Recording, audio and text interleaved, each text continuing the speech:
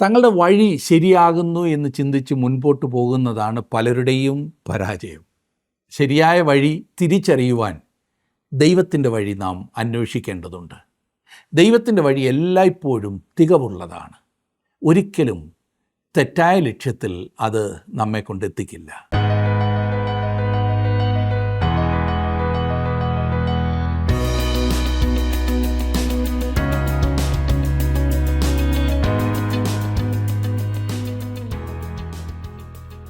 ജീവസന്ദേശത്തിൻ്റെ വേദപഠന ക്ലാസ്സിലേക്ക് സ്വാഗതം.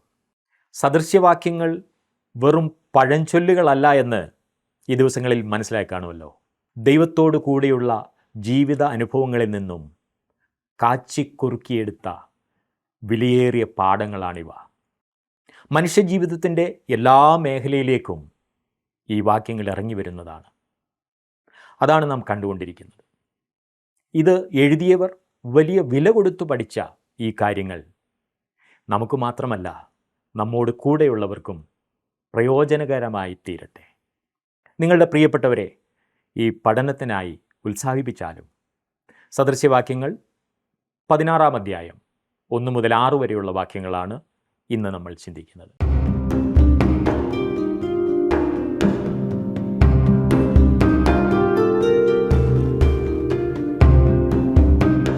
സദൃശവാക്യങ്ങൾ 15-ാം അധ്യായം വരെയാണല്ലോ നാം പഠിച്ചു കഴിഞ്ഞത്. 16-ാം അധ്യായത്തിലേക്ക് നാം പ്രവേശിക്കുമ്പോൾ ഏറ്റവും ആശയസമ്പുഷ്ടവും പ്രധാനപ്പെട്ടതുമായ ഒരു ഭാഗമാകുന്നു ഇത്. നീണ്ട അനുഭവങ്ങളിൽ നിന്നും വേർതിരിച്ചെടുത്ത ചെറിയ ചെറിയ വാചകങ്ങൾ, മൊഴികൾ. അതുമാത്രമല്ല, ഇവ സമയത്തിൻ്റെയും കഷ്ടപ്പാടുകളുടെയും ഉരകല്ലിൽ പരിശോധിച്ച കാര്യങ്ങളത്രേ. പരിശുദ്ധാത്മാവിൻ്റെ ശക്തിയാൽ അവ നമുക്ക് സമ്പുഷ്ടവും യാഥാർത്ഥ്യവുമാക്കി തന്നിരിക്കുന്നു. മോശയിക ന്യായപ്രമാണത്തിന് കീഴിലുണ്ടായിരുന്ന ഒരു ഇസ്രായേലി യുവാവിന് വേണ്ടി പ്രത്യേകം എഴുതപ്പെട്ടതാണെങ്കിൽ തന്നെ സദൃശവാക്യങ്ങൾ എല്ലാ സമയത്തേക്കുമുള്ള പ്രത്യേക ഉപദേശങ്ങളാകുന്നു. അവ വിശാലമായി നമ്മുടെ ഹൃദയത്തോട് വളരെ വ്യക്തമായി സംസാരിക്കുന്നത് നാം അനുഭവപ്പെടുന്നുണ്ട്.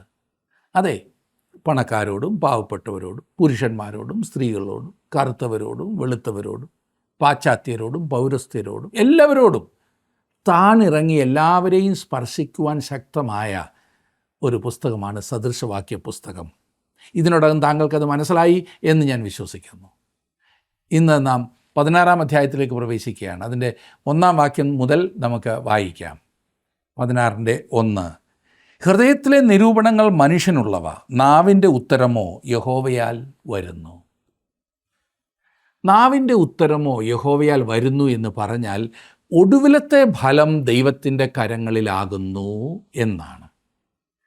താങ്കൾക്ക് എന്ത് വേണമെങ്കിലും പ്ലാൻ ചെയ്യാം, പദ്ധതികൾ ക്രമീകരിക്കാം, എന്തും ചെയ്യാം. എന്നാൽ അതൊക്കെ നടപ്പിൽ വരുത്തേണ്ടത് ദൈവമാണ്. അങ്ങനാണെങ്കിൽ പിന്നെ നമ്മൾ എന്തിനാണ് പ്ലാൻ ചെയ്യുന്നത് എന്ന് താങ്കൾ ചോദിച്ചേക്കാം. നല്ല ചോദ്യം. ദൈവഹിതം പ്രവർത്തിക്കുന്നതിൽ നമ്മുടെ പരിശ്രമവും ദൈവത്തിൻ്റെ നിയന്ത്രണവും തമ്മിൽ ഒരു പങ്കാളിത്തം ആവശ്യമാണ്, ഒരു പാർട്ട്ണർഷിപ്പ്. നമ്മുടെ കഴിവുകൾ ഉപയോഗിച്ച് മറ്റുള്ളവരുടെ ഉപദേശം തേടി കാര്യങ്ങൾ പ്ലാൻ ചെയ്യണമെന്ന് ദൈവം ആഗ്രഹിക്കുന്നു. എന്തായിരുന്നാൽ തന്നെ ഫലം അവൻ തന്നെയാണ് നൽകുന്നത്. അങ്ങനെ വരുമ്പോൾ പ്ലാൻ ചെയ്യുക എന്നാൽ ദൈവ വഴികളിൽ പ്രവർത്തിക്കുവാൻ നാം നമ്മെ ഏൽപ്പിച്ചു കൊടുക്കുന്നതാണ്. ദൈവം അതിനായി നമ്മെ സഹായിക്കും. താങ്കളും ഞാനും നാം എല്ലാവരും പ്ലാൻ ചെയ്തെന്ന് വന്നേക്കാം. എന്നാൽ പറയുവാനോ പ്രവർത്തിക്കുവാനോ സമയം വരുമ്പോൾ അവസാനത്തെ വാക്ക് ദൈവത്തിനുള്ളതാണ്. നാം എത്രയധികം ഉച്ചത്തിൽ സംസാരിച്ചാലും നമ്മുടെ കഴിവുകളെ പൊക്കി പറഞ്ഞാലും ഒടുവിലത്തെ ഉത്തരം നൽകുവാൻ ദൈവത്തിന് മാത്രമേ കഴിയൂ. അന്തിമവും അവിടുത്തേത് മാത്രമാണ്. 2-ാം വാക്യം, 16-ാം അധ്യായത്തിൻ്റെ 2-ാം വാക്യം. മനുഷ്യന് തൻ്റെ വഴികളൊക്കെയും വെടിപ്പായി തോന്നുന്നു, യഹോവയോ ആത്മാക്കളെ തൂക്കി നോക്കുന്നു. മനുഷ്യന് തൻ്റെ വഴികളൊക്കെയും വെടിപ്പായി തോന്നുന്നു എന്ന് പറഞ്ഞാൽ സദൃശവാക്യങ്ങൾ 14-ാം അധ്യായത്തിൻ്റെ 12-ാം വാക്യത്തിലും നാം ഇതേ കാര്യം മുൻപ് കണ്ടതാണ്. അവിടെ നാം കണ്ടത് ചിലപ്പോൾ ഒരു വഴി മനുഷ്യന് ചൊവ്വായി തോന്നും, അതിൻ്റെ അവസാനമോ മരണവഴികൾ എന്നായിരുന്നു.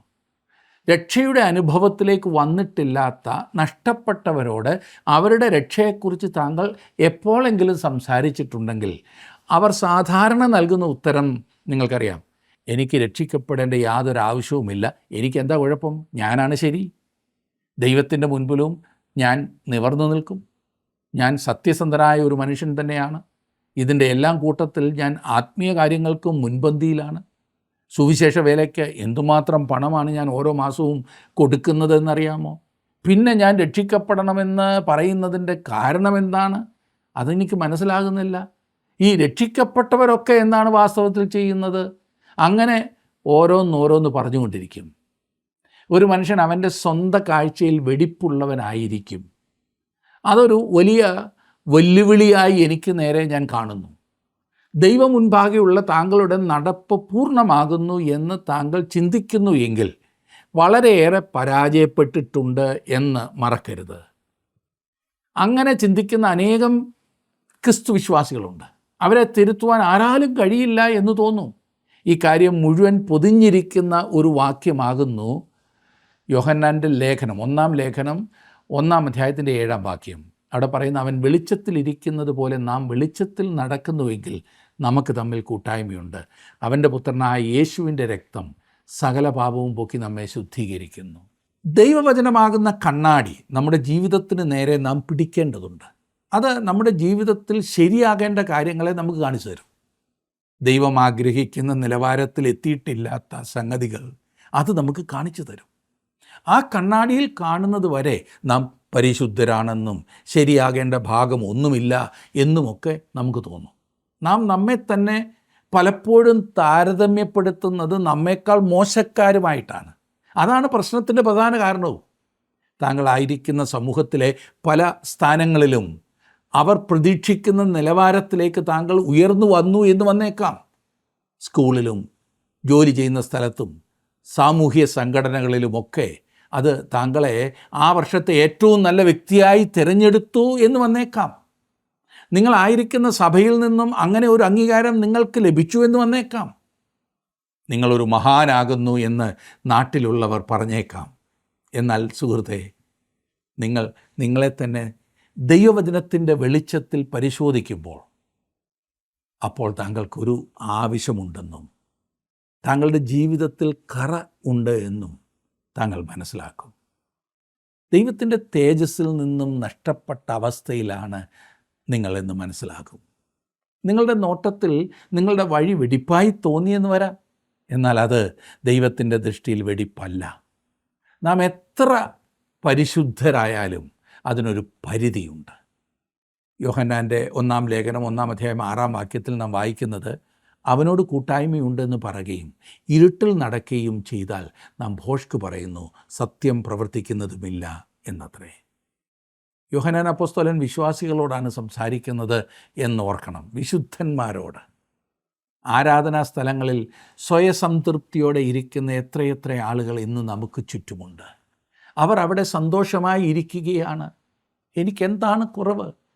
ഇതാണ് അവരുടെ ചോദ്യം. ഇനിയും അവരത് ചോദിച്ചില്ലെങ്കിൽ തന്നെ ഉള്ളിൽ പലപ്പോഴും ഇതാണ് ചിന്ത. അവരുടെ കുറവ് കാണുവാൻ കഴിയുന്നില്ല എന്നത് തന്നെയാണ് അവരുടെ കുറവ്. അവർ അവിടെ വെറുതെ ഇരിക്കുകയല്ല, അവർ മറ്റുള്ളവരുടെ നേരെ വിരൽ ചൂണ്ടുന്നു. എന്നിട്ട് പറയുകയാണ്, ഓ, അവരെ എനിക്കറിയാമല്ലോ, അവർ ഒരു വിധത്തിലും ശരിയല്ല, എന്നാൽ ഞാൻ അങ്ങനെയല്ല, ഏത് വഴിക്ക് നോക്കിയാലും ഞാൻ ശരിയാണ്, എന്നെ കുറ്റപ്പെടുത്തുവാൻ ആർക്കും ഒന്നുമില്ല. ആരെങ്കിലും കുറ്റപ്പെടുത്തിയാൽ തന്നെ അതിനകത്തൊരു കാര്യവുമില്ല. ഇന്നത്തെ ചില വിശുദ്ധന്മാർ ദൈവത്തോട് പറയുന്നത്, ദൈവമേ, നീ അല്പം ഒന്ന് മാറിയിരിക്കുക. ദൈവത്തിൻ്റെ തൊട്ടടുത്തിരുന്ന് മറ്റുള്ളവരെ താഴ്ത്തിക്കെട്ടി ന്യായം വിധിക്കുവാൻ അവർ ആഗ്രഹിക്കുന്നു, അതിനുവേണ്ടി പരിശ്രമിക്കുന്നു. പ്രിയ സുഹൃത്തെ, ഞാൻ ദോഷം മാത്രം കാണുന്നു എന്ന് കരുതരുത്. താങ്കളുടെ മനോഭാവം വളരെ പ്രധാനപ്പെട്ടതാണ്. ഒരു സ്വയസംതൃപ്തിയിൽ കഴിയുകയാണോ താങ്കൾ? ഞാൻ ഏതോ ആയി എന്ന ധാരണയാകുന്നുവോ താങ്കൾക്കുള്ളത്? താങ്കളുടെ വഴി ചൊവ്വായി തോന്നുകയാണോ? അങ്ങനെയുള്ളവരെക്കുറിച്ച് ദൈവവചനം എത്ര വ്യക്തമായിട്ടാണ് പറയുന്നത്. ഒരു മനുഷ്യൻ സ്വന്തം കണ്ണുകൊണ്ട് നോക്കുമ്പോൾ തൻ്റെ വഴി ചൊവ്വായി തോന്നും. എന്നാൽ യഹോവ ആത്മാക്കളെ തൂക്കി നോക്കുന്നു.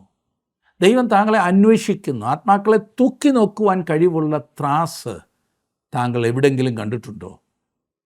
ഞാൻ ഒരെണ്ണത്തെക്കുറിച്ച് പറയാം. ദൈവവചനം അതൊരു കണ്ണാടിയാകുന്നു.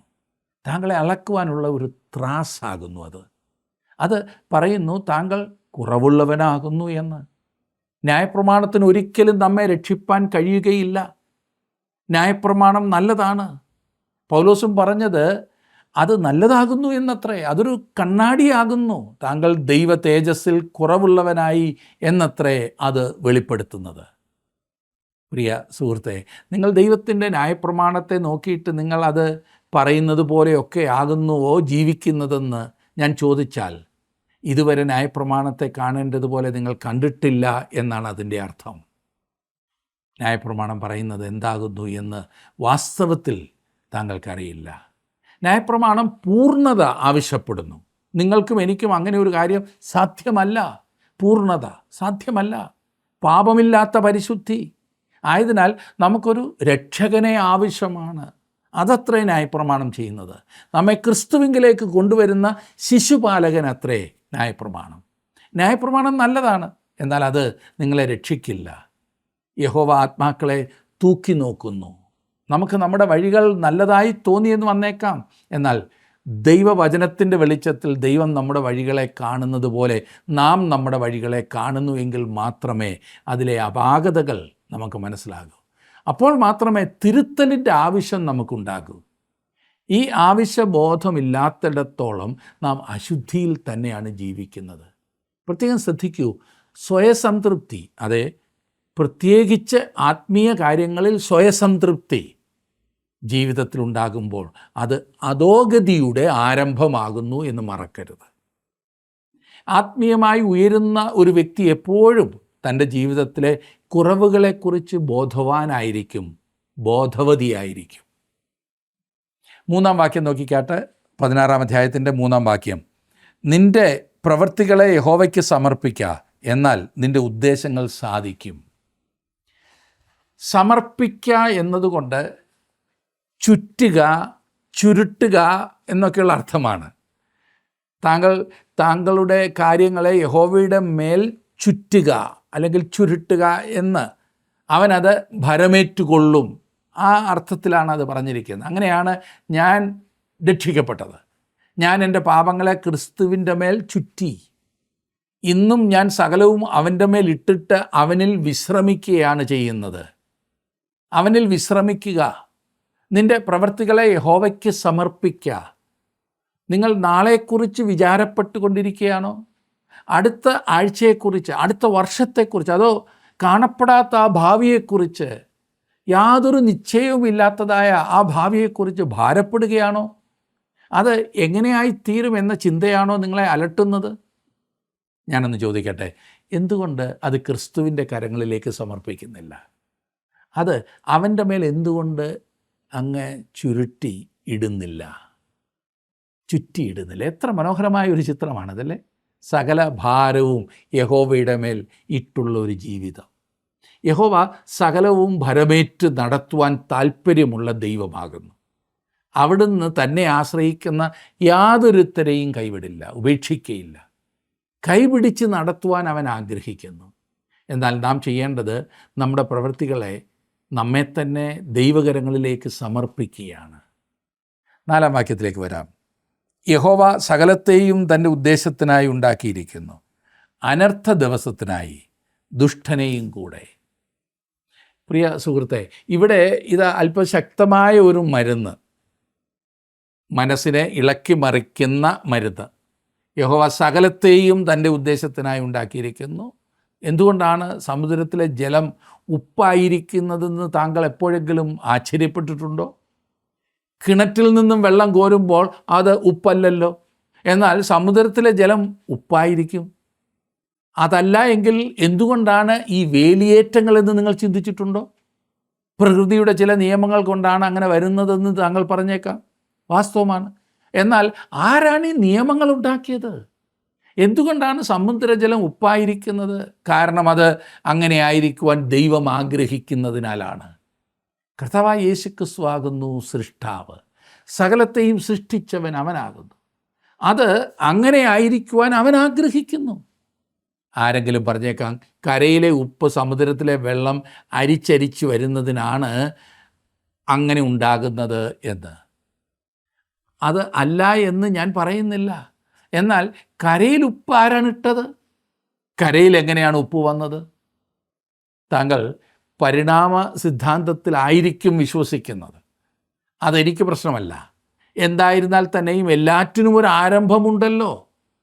താങ്കൾ കൊതുകിൽ നിന്നാണ് അടുത്ത ജന്തു ഉണ്ടായത്, അതിൽ നിന്നാണ് അതിൻ്റെ അടുത്ത ജന്തു ഉണ്ടായത്, അതിൽ നിന്നാണ് അടുത്തതുണ്ടായത് എന്ന് പറഞ്ഞു പോയാൽ ഇതിൻ്റെയൊക്കെ ആരംഭം എവിടെയാണ്? ആരാണിത് ആരംഭിച്ചത് എന്ന് താങ്കൾക്കറിയാമോ? ദൈവമാകുന്നു ഇതൊക്കെ ആരംഭിച്ചത്. അതുമാത്രമല്ല, സകലവും അവൻ തനിക്കായി തന്നെ ഉണ്ടാക്കി. എന്താണ് മനുഷ്യനെ സൃഷ്ടിച്ചതിൻ്റെ ഉദ്ദേശം?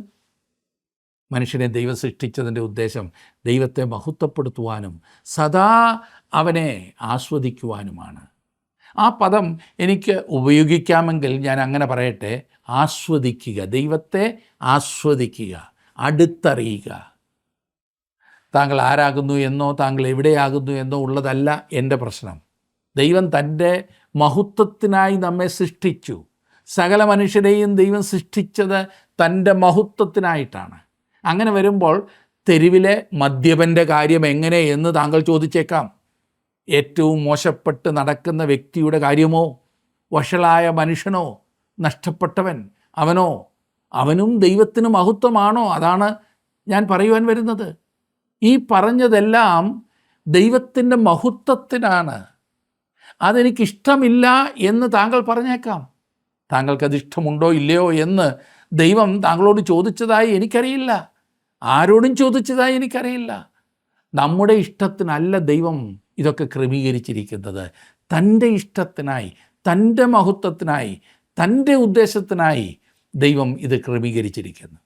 ആരുടെയും അഭിപ്രായം എടുത്തിട്ടല്ല ദൈവം അത് ചെയ്യുന്നത്. അതിനെക്കുറിച്ച് താങ്കൾ ഭാരപ്പെടേണ്ടതില്ല. ദൈവം അതേക്കുറിച്ച് താങ്കളോട് ചോദിക്കാൻ വരുന്നില്ല. താങ്കൾ അതിൻ്റെ കണക്ക് കൊടുക്കണ്ട.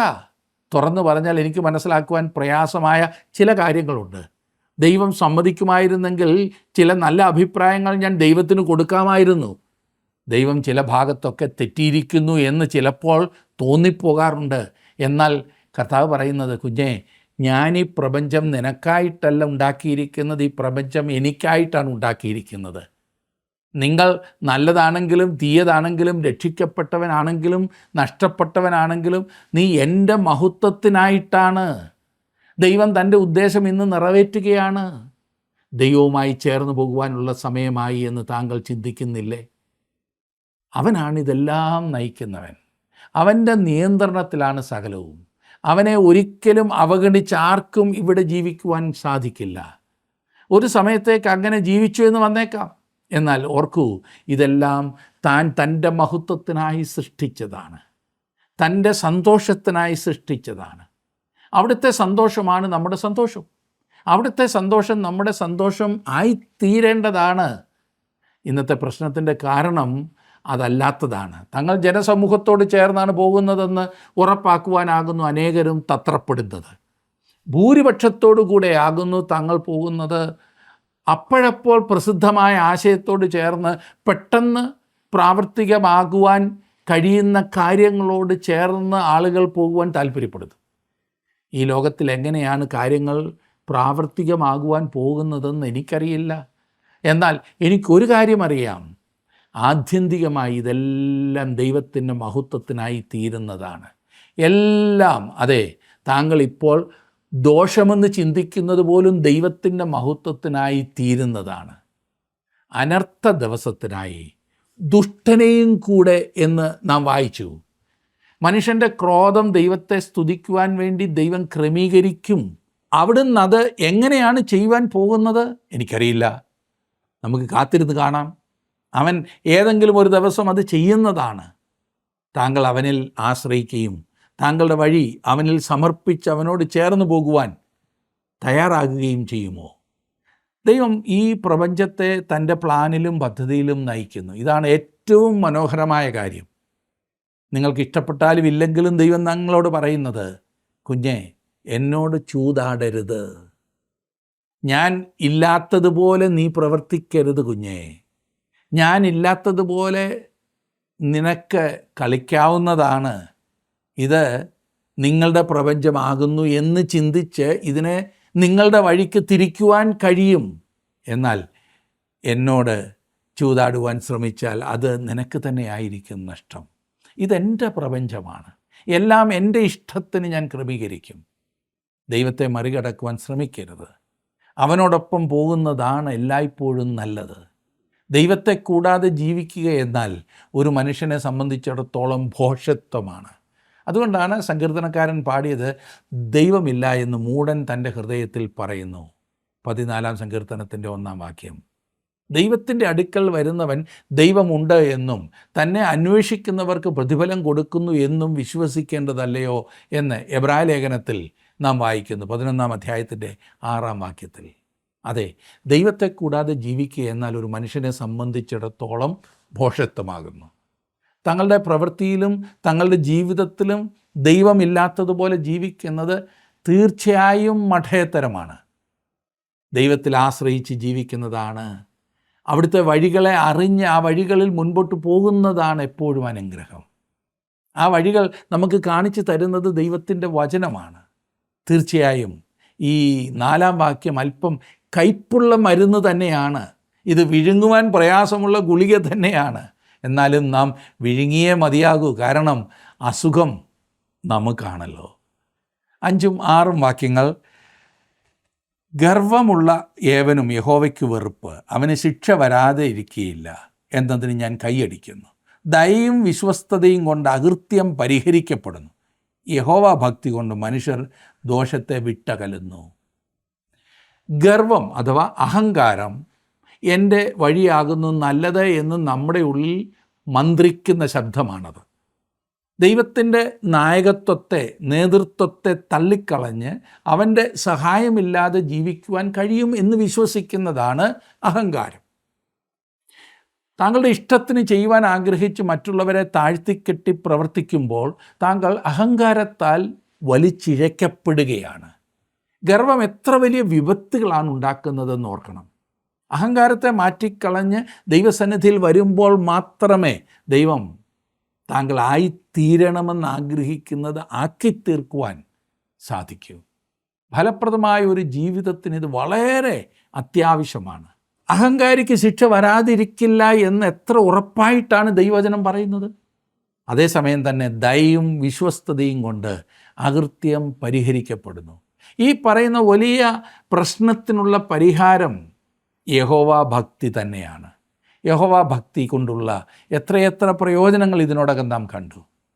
യഹോവ ഭക്തി ജ്ഞാനത്തിൻ്റെ ആരംഭം എന്ന് പറഞ്ഞുകൊണ്ടാണ് നാം തുടങ്ങിയത്. യഹോവയോടുള്ള ഭക്തിയിൽ ജീവിക്കുന്നതാണ് എല്ലായ്പ്പോഴും നന്മ. അതെ, യഹോവ ഭക്തി തീർച്ചയായും ഒരു വ്യക്തിയിൽ ഉണ്ടാകുമ്പോൾ ആ വ്യക്തിയിൽ വിനയമുണ്ടാകും. ആ വിനയം ദൈവത്തെ അംഗീകരിക്കുവാനും ദൈവ വഴികളിൽ മുൻപോട്ട് പോകുവാനും ആ വ്യക്തിയെ സഹായിക്കും.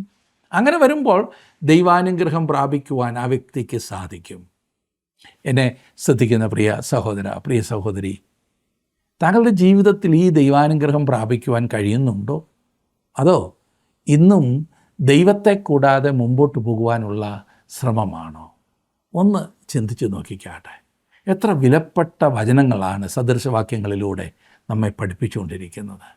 സ്വയപരിശോധനയ്ക്ക് അതിന് ഇടയാകണം. അതിനുവേണ്ടി നാം സമർപ്പിക്കണം. നമുക്കൊരു വാക്ക് പ്രാർത്ഥിക്കാം. കർത്താവേ, അവിടുത്തെ വചനം എത്ര വിലപ്പെട്ടതാണ്. പലപ്പോഴും ഞങ്ങളുടേതായ വഴികളിൽ പോകുവാൻ ആഗ്രഹിച്ച് ഞങ്ങളുടേതായ വഴികളിൽ പോയി ആകെ പതറിപ്പോയിട്ടുണ്ട്. എന്നാൽ അവിടുത്തെ വചനം അനുസരിച്ച് ഞങ്ങൾ മുൻപോട്ട് പോകുവാൻ ഇന്ന് അവിടുന്ന് ഞങ്ങൾക്ക് തന്ന ആഹ്വാനത്തിനായി സ്തോത്രം. നീ വചനം കേട്ട എല്ലാവരെയും അവിടുന്ന് അനുഗ്രഹിക്കണമേ. കർത്താവെ, ഭോഷന്മാരായിരിക്കാതെ ജ്ഞാനികളായിരിക്കാൻ, ദൈവത്തെ അന്വേഷിക്കുന്നവരായിരിക്കാൻ ഞങ്ങൾക്കും ഞങ്ങളുടെ പ്രിയപ്പെട്ടവർക്കും ഞങ്ങളുടെ കുടുംബങ്ങൾക്കും എല്ലാം ഇടയാക്കണമേ. തുടർന്നും നീ ഞങ്ങളെ അനുഗ്രഹിക്കണമേ. യേശുക്രിസ്തുവിൻ്റെ നാമത്തിൽ തന്നെ ആമേൻ. ദൈവം നിങ്ങളെ അനുഗ്രഹിക്കട്ടെ.